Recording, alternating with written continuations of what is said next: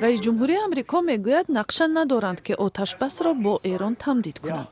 Доналд Трамп рӯзи сешанбе дар суҳбат бо телевизиони амрикои ABC тахмин кард ки барои эрон шояд созиш беҳтар бошад то онҳо кишварашонро барқарор кунанд.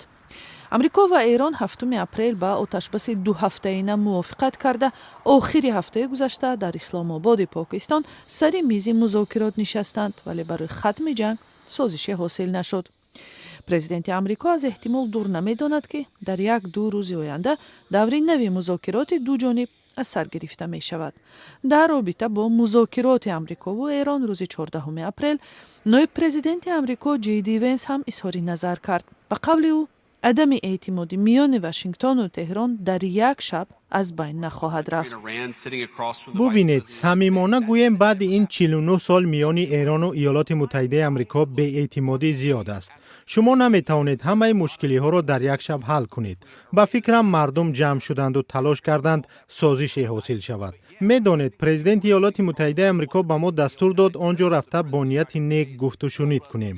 мо ин корро анҷом додем, мо ин корро идома медиҳем. хуб, намедонам ки чӣ пеш меояд.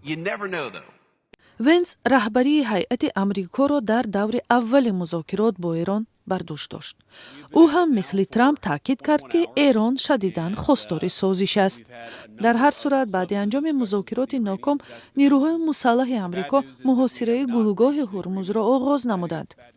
сентком ё ситоди марказии фармондеҳии амрико ки назорати амалиёт дар ховари миёнаро бар уҳда дорад рӯзи 14 апрел дар шабакаи X навишт ки тамоми равоҳо тавассути гулӯгоҳи ҳурмуз қатъ шудааст.